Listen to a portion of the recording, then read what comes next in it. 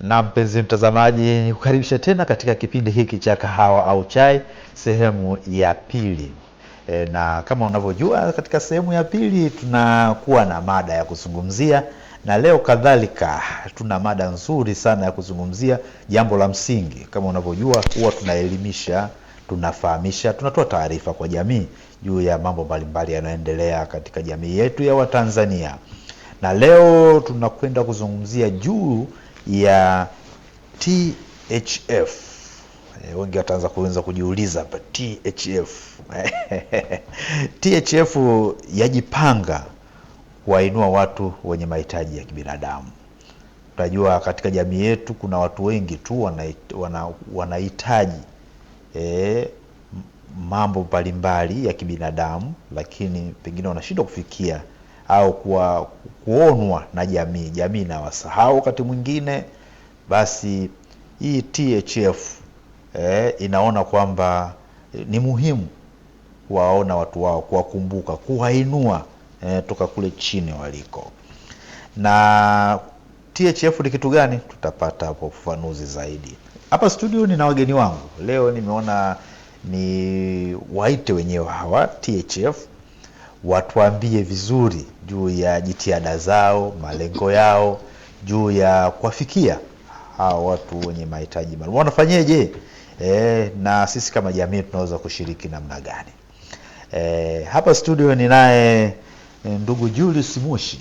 Yeye ni mkurugenzi wa program na ufadhili wa THF. Karibu sana ndugu yangu. Asante sana. Nimefurahi sana kuwa nawe siku ya leo asubuhi hii. Ndio, shukuru sana. Maana nilikuwa naangalia jamaa atakuja huyu kweli. Mambo kama haya huwezi kuacha kuja. Bwana Mushi, karibu sana. Asante sana. Leo tutakuwa hapa, haya mambo mazuri, kwa sababu dokezo nililitoa hapa linahusu mambo ya ndugu zetu hawa. Tunaishi nao kwenye jamii, na ni vizuri sana jamii ambayo inawakumbuka na jamii yote inafurahi, inakuwa katika hali njema, basi furahi inajaa, upendo unaendelea Kabisa. Lakini pia ninaye hapa mpenzi mtazamaji, huyu ni Chief Mtwale Isambe Munini watatu wa huko Eriju Kasulu Kigoma.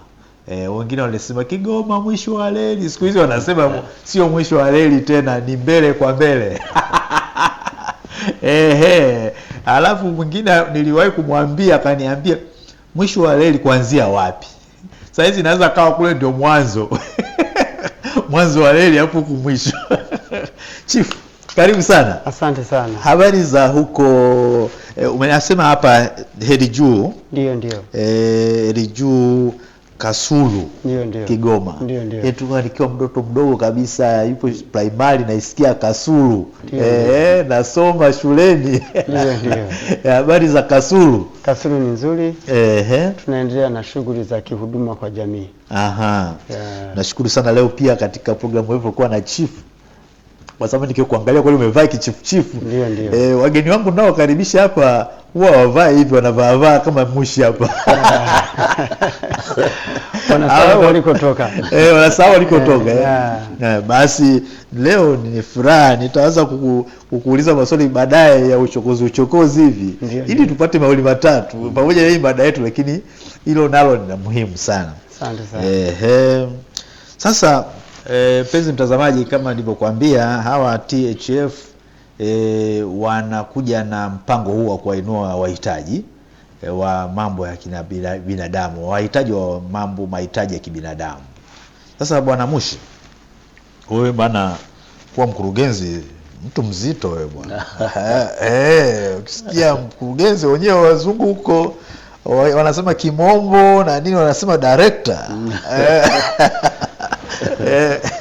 Sasa labda ungetueleza, na mtazamaji wangu angependa kujua THF ni nini au ni kitu gani hasa? Asante sana ndugu mtangazaji. THF ni kifupi cha maneno Tanzania Humanitarian Fund. Tanzania Humanitarian Fund. Huu ni mfuko wa hisani wa misaada ya kibinadamu. ndio maana halisi ya THF ambayo unasimamiwa na bodi ya wadhamini. Aha. Okay. Ndio. Na hii THF ilianzishwa lini? THF rasmi kabisa ilianza tarehe 17 mwezi wa 7 2024. 2024. Kwa hiyo inakuwa kama takriban miaka miwili sasa. Yes, miaka miwili imeshafika. Miaka miwili. Na ni nani hasa alianzisha? THF ina waasisi 4. Japokuwa wazo la awali kabisa lilitoka kwa Father Daktari Alex Gabriel Masango. Huyu ni padri wa jimbo la Tanga, lakini alikuwa ni mwalimu pale chuo cha Stella Maris Mtwara. Akiwa na hudumu pale, baada ya kukutana na changamoto nyingi sana ndio alipata ili wazo. Lakini kama ambavyo ilivyo kawaida, wazo hili hakukanalo peke yake. Aliwashirikisha wenzake, marehemu kaka Piusi ambaye sasa ni marehemu Joseph, anaitwa bwana Joseph Chiwango, lakini mwingine ni dada yetu Sofia Kiangio na dada Castilia Sungu. Hao ndio kwa pamoja walikuwa ni waasisi ambao waliunda kichombo cha Tanzania Humanitarian Fund. Na lengo lake hasa lilikuwa ni nini? Lengo hasa la Tanzania Humanitarian Fund ni kutafuta fedha kwa ajili ya kuwasaidia watu wenye changamoto kubwa za kiuchumi. Nasisitiza changamoto kubwa za kiuchumi, kwa maana changamoto ni nyingi na kila mtu anazo. Lakini THF imelenga wale ambao wana changamoto kubwa kabisa za kiuchumi. Ndio lengo kubwa, kutafuta fedha ndani na nje ya nchi. Umeingia pale mahitaji la kibinadamu. Hili kwa nini neno hili la kibinadamu? Kwa sababu kuna mahitaji mengine sio ya kibinadamu. Unajua kuna mahitaji yale ya msingi kabisa ambayo mwanadamu kama anakwenda kuyakosa anakwenda kuathirika kwa namna moja ama nyingine. Kwa hiyo tumeyaita hayo ya kibinadamu. Ambayo sasa sisi tumeweka katika nyanja, tunasaidia katika nyanja, nafikiri tutafika huko. Lakini upande gani sasa tunasaidia hiyo mahitaji ya kibinadamu? Ni upande wa elimu, afya, makazi, ajira, vitu kama hivyo. Ndio sehemu kubwa ya sisi ambao tunasaidia huko. Aha. Ndio. Na mpaka sasa hivi hii Tanzania Humanitarian Fund, makao makuu au ofisi zenu ziko wapi? Ofisi zetu za taasisi yetu ya Tanzania Humanitarian Fund ziko pale Kurasini, karibu na uhamiaji, kwenye jengo la Benedictine. Ndio pale Benedictine. Aha. Hapo ndio ofisi zetu zipo, ndio makao makuu ya THF yako hapo. Aha.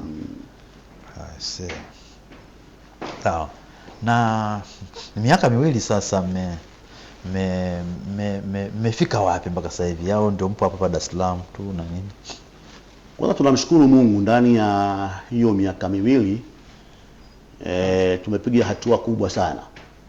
Ule mwaka wa kwanza baada ya usajili, vitu vingi viliendelea pale, kuseti system za kiofisi, watendaji wetu mikoani, lakini pia kujua hawa wahitaji wako upande gani. Ni kazi kubwa ilifanyika hiyo, kutengeneza mifumo ya uchangiaji na vitu kadha wa kadha. Lakini pamoja na hayo yote kuyafanya, hatukuwa nyuma kutafuta hao wahitaji na kuwapata na kuanza kuwahudumia. Japo katika ugumu, lakini tumefikia hatua kubwa sana. Tumeweza kuwasaidia watu zaidi ya wanafunzi 142 kwenye vyuo vya kati na vyuo vya juu. 142. 142. Aha. Kwenye vyuo vya kati na vyuo vya juu tumeweza kuwasaidia. Pamoja na ugumu huu, lakini tumeweza kufanya hivyo. Lakini tumekusanya michango mingi michache na kwa wingi kutoka kwa watu mbalimbali. Kwa hivyo ndani ya miaka miwili ni hayo yamefanyika, na sehemu kubwa tumelenga katika ngazi ya elimu na tumegusa pia sehemu ya afya pia. Aha. Kwa hiyo mpaka sasa hivi mmetaja hapo watendaji mikoani, mmefika mikoa gani?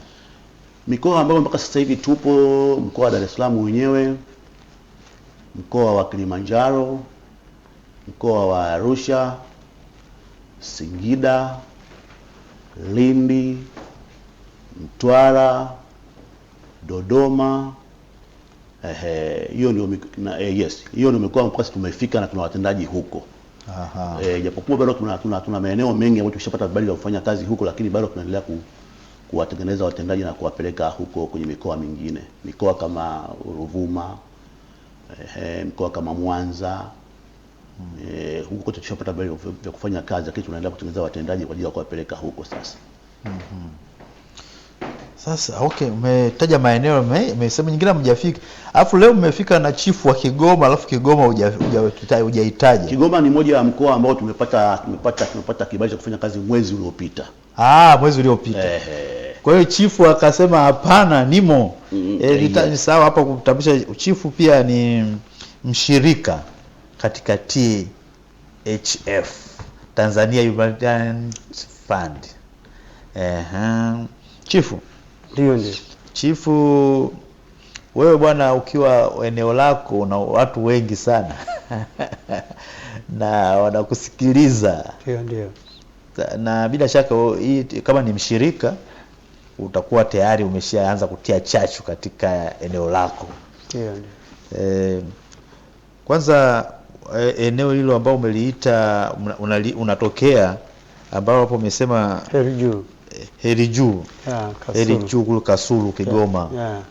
Hilo eneo ndio la ambalo wewe kama chifu unaongoza hapo. Ndio. Na wewe ni chifu wa 3. Ndio. Yaani ina maana yake kulikuwa na babu. Ndio. Alafu akapata baba. Ndio. Alafu umefuata wewe. Ndio mzee. Kwa unaonaje utawala wa babu na baba alafu na wewe, au kwako ndio mgumu?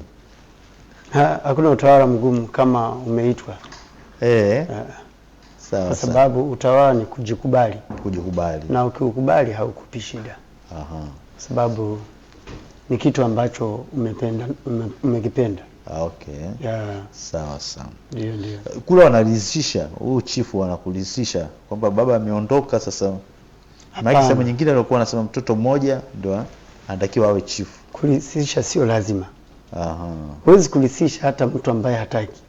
Hataki. Unaweza mkazaliwa watu 20 kwenye familia, lakini kila mtu akapenda kile anachokitaka. Kwa hiyo huwezi kumlazimisha mtu, lakini bado tunaondokana na ile mifumo dume au mifumo kandamizi. Unajua mfumo unatakiwa uwe haki ya kila mtu. Sasa tukiondokana na wale kule nyuma walienda kwenye mifumo kandamizi. Sisi tunaenda kwenye mifumo ya uhitaji.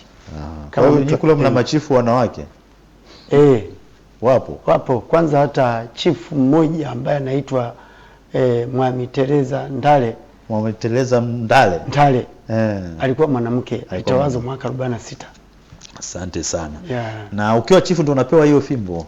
Lazima ushike fimbo. Lazima ushike fimbo. Sababu utawala ni fimbo. Hata kwenye Biblia wanasema Musa alikuwa na fimbo. Apewa fimbo. Hii fimbo yani mti au nini? Hii ni fimbo ya mti. Wewe inakaa kama ngumu sana. Ni ngumu, mti aina ya mpingo. Mpingo. Kama ngumu nzito kidogo. Nzito. Mimi naruhusiwa kuishika kidogo. Naruhusiwa kabisa. Maana fimbo ya chifu ni fimbo mbaya ina masharti. Wewe unaogopa mpaka chifu akupe ruhusa? Hapana. Huu ni utawala. Huu ni utawala. Na ni sehemu ya baadhi. Maana mara nyingi wamekuwa wakitukataza, unaenda ofisi wanakuambia acha fimbo. Sasa ukitembea hivi unakuwa kama kichaa. Yaani umevaa hivi alafu unatembea mikono unafanya hivi. Wanasema usitembee kama mwanamke. Hata mwanamke ana kipima joto anavaa. Kipima joto anaviweka hapa. Ni sehemu ya vazi. Sehemu ya vazi. Naam. Sasa chifu, wewe ilikuwa kwaje mpaka ukaifikia THF? Ilikuwa kwaje? Maana chifu au bwana wakina Mushi au kurugenzi mpaka kwa chifu.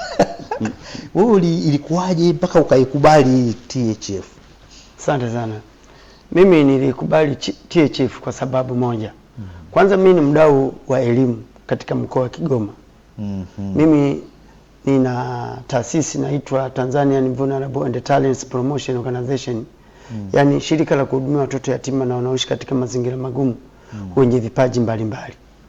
Kwa hiyo taasisi zinaweza zikakutana kulingana na aina ya kazi zinazozifanya.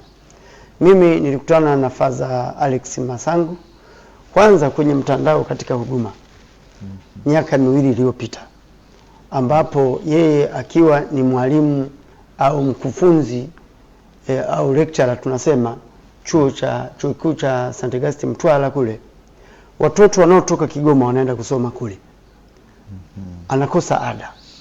Sasa natafuta huko Kigoma, hakuna mtu anaweza akasaidia. Ndio mahali tulipokutana kwa mtoto. Na hii humanitarian fund ambayo ni mfuko wa kijamii kwa wanafunzi au wenye changamoto za kiafya, ni taasisi ambayo inatafuta kulingana na uhitaji. Hatuendi kwenye jamii kule, lakini kulingana na asili ya mtu aliyeanzisha kama lecturer wa chuo kikuu. Anapoingia darasani anakuta labda mtoto amejishika hivi, anafundisha, anauliza vipi, mimi sina ada na kesho kutwa siingii mtihani. Kwa hiyo anafanya kazi ya kufundisha na kusaidia. Kwa hiyo mimi mpaka nakutana naye mwaka juzi, nilikuja kule Kurasini, tukaweka mikakati, tukaenda Dodoma, tukaenda Arusha. Wakati ule alikuwa anashughulika na swala la kufanya harambee kwa kila mkoa. Mfano Kigoma tulipangiwa kufanyia harambee ya kuchangia watoto wanaosoma au watoto yatima.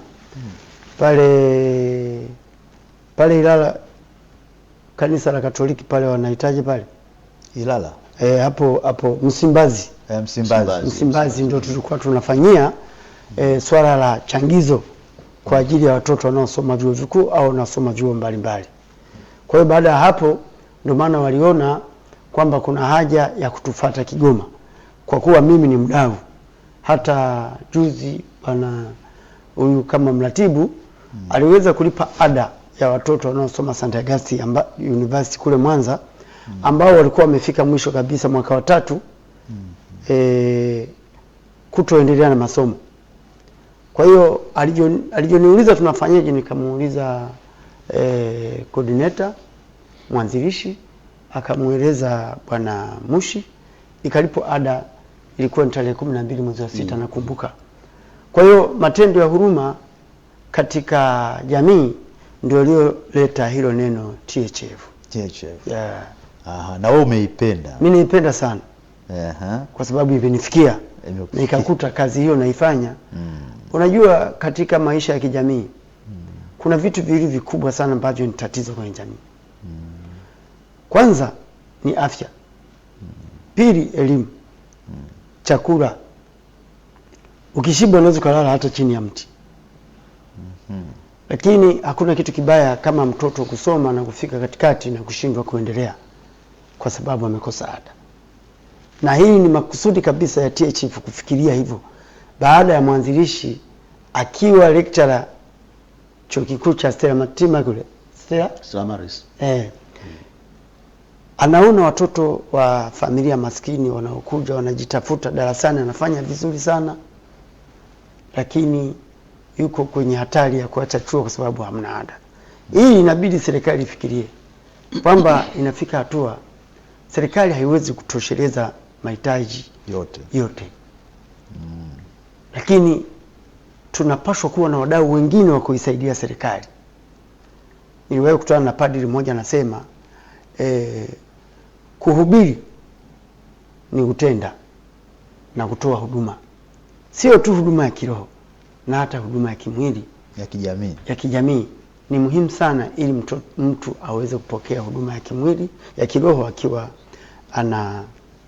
hana changamoto. Kwa hiyo tupo kwa ajili ya kufikiria namna kuondoa changamoto za kijamii katika masuala ya kielimu, kiafya, lakini hata kimakazi. Lakini mtu akishapata huduma ya kielimu, akapata kiafya, anaweza akajitafuta haya mengine akatafuta. Okay. Asante sana Chief. Kwa angalau nimepata sasa kwa nini unaipenda.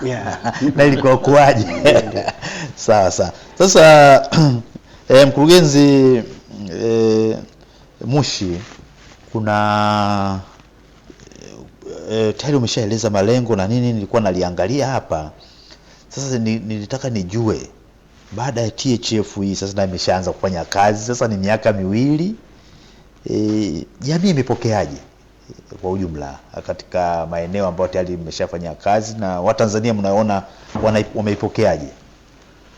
Asante sana ndugu mtangazaji. Kwanza tunaishukuru serikali yenyewe ya Jamhuri ya Muungano wa Tanzania kwa kutunga mkono kwenye hili. Mara zote tumekuwa tukipata nafasi kupitia vibali kutoka RITA, kwa sababu sisi tuko chini ya RITA. Kwa RITA unapotoa kibali kwenye mkoa lazima unaona na uongozi wa ngazi ya mkoa kwa ajili ya kupata usimamizi. Wamekuwa wakitutia moyo tukitembea ngazi kwa ngazi kuelimisha wananchi. Wananchi walio wengi wamepokea THF kwa moyo mkunjufu sana. Huko vijijini tumetembea, hali ni mbaya, unakuta watu wanakosa chakula, wana makazi duni, hawana ada za watoto, kwa sababu THF inatoa ufadhili huu kuanzia ngazi ya chekechea mpaka ngazi ya chuo kikuu. Kwa hiyo utaona ni katikati hapo watu wengi wanataabika. Kwa hivyo watu wengi sana wametukimbilia mpaka sasa tunawashindwa kuwahudumia wote. Tunakwenda kwa awamu kwa sababu mwitikio unaona kwa jinsi ambavyo watu wanakuja kwa kuomba msaada. Ndipo mwitikio ni mkubwa sana, kwa sababu changamoto ni nyingi sana. Mwanzoni tulikuwa tumebezi katika ngazi kama nilivyosema, katika ngazi ya elimu tu mwanzoni. Lakini tukasema huyu mtoto ambaye anakosa ada ana wazazi, inawezekana kuna shida kubwa sana huko anapotoka.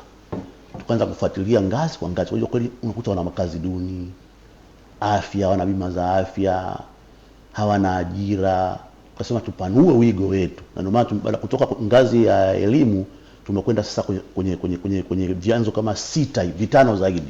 Kwa maana hiyo elimu yenyewe, afya, kazi, makazi, lishe, tukasema na ufundi wakati hapo. Kwa hivyo mapokeo ni makubwa sana, na watu ni wengi sana ambao wanaomba nafasi za ufadhili mpaka sasa.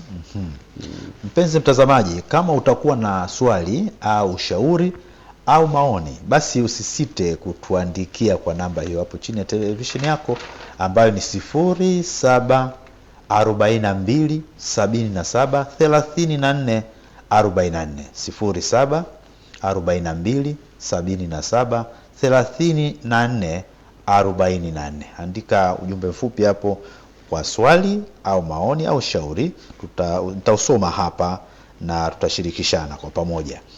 Naam. Chifu. Ndio.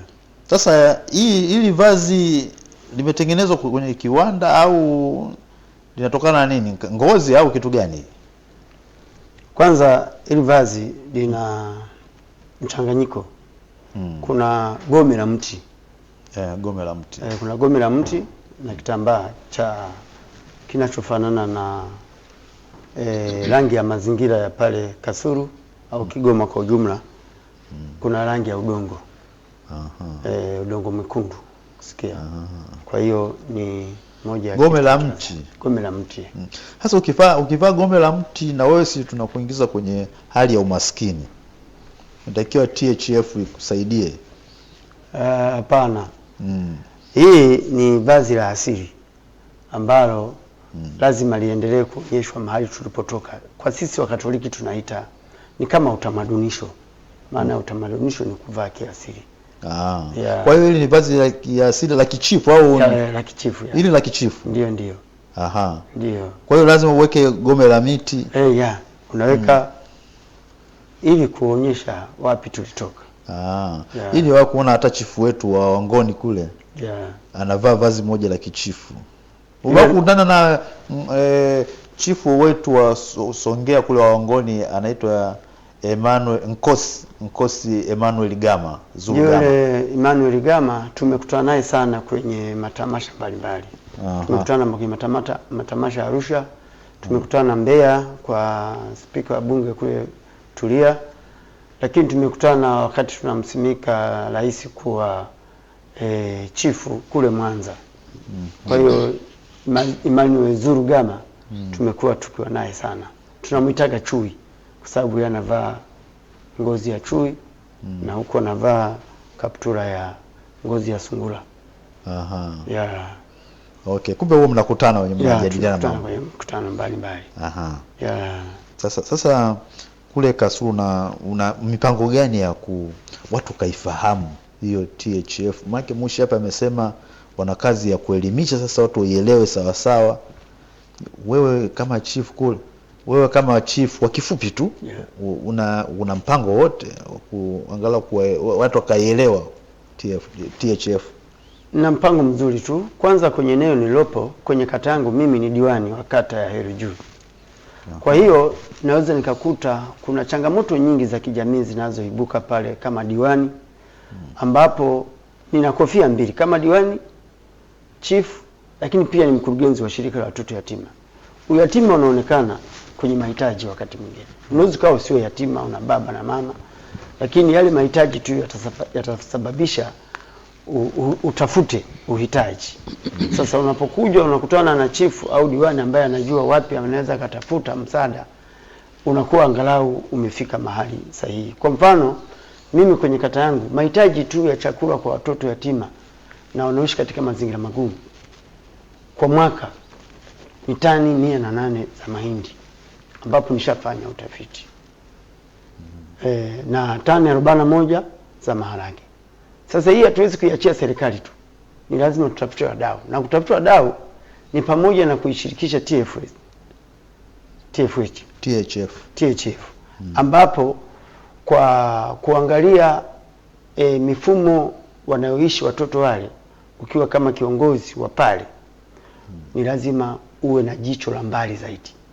Kama ni kuieleza serikali au mashirika mbalimbali yaweze kusaidia juu ya tatizo lililoko pale, ni lazima useme. Kusema ndio kunaweza kukufanya kuondokana na tatizo lile, kwa sababu kwenye eneo langu najua idadi ya wanafunzi wanaokwenda vyuo vikuu wametokea familia gani. Kwa sababu kama diwani lazima nifanye kutembelea familia zenye changamoto mbalimbali. Sasa ukiangalia hata juzi tulikuwa na programu ya serikali ya wanaiita kaya maskini.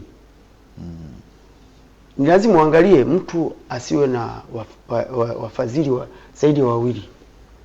Mtu ameshapata huduma kwenye programu ya kaya maskini, usimlete tena kwenye THF. Kwa sababu yeye angalau kule amepata. Kwa THF ni kuangalia pia watu ambao hawajapata misaada ya kibinadamu kwenye taasisi zingine. Asante sana. Mpenzi mtazamaji, kama mnavyosikia, chifu ana vyeo vingi. Nitamani kumwambia kingine anigawie mimi. Sasa haiwezekani tu. Yaani hapo chifu hapo angekuambia kwamba angalau choo kimoja ugawe, ungegawa kipi? Kile ambacho ningegawa? Katika hivyo unaona vyeo vingi mno. Maana udiwani unakuwa umetumwa na jamii yenyewe. Lakini uchifu nao ni huduma. Maana lazima mgawie kwa yule anayetaka. Nani yuko tayari kuvaa hivi? Kwenye mji mkubwa kama Dar es Salaam. Kwa hiyo ni kitu kimoja ambacho mpaka mtu atamani. Kama natamani kuvaa, unaweza nikakugawia kwamba tuwe pamoja. Sio kukugawia niache, tuwe pamoja katika kuhudumia jamii.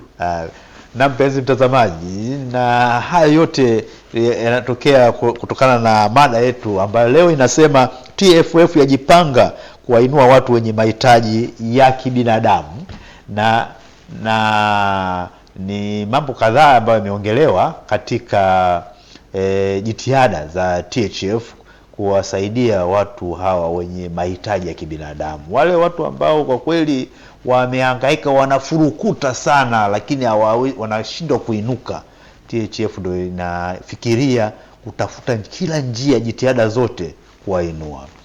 Sasa tunakwenda mapumziko, alafu tutarudi hapa punde. Tukirudi tutataka kujua sasa THF inawashirikisha vipi wadau ili angalau hawa watu wanaohitaji mambo ya msingi ambayo katika ubinadamu wao wayapate. Kwa hiyo katika hili mkurugenzi hapo Mushi, jiandae, maana nitakuwa na maswali kweli. Bila shaka.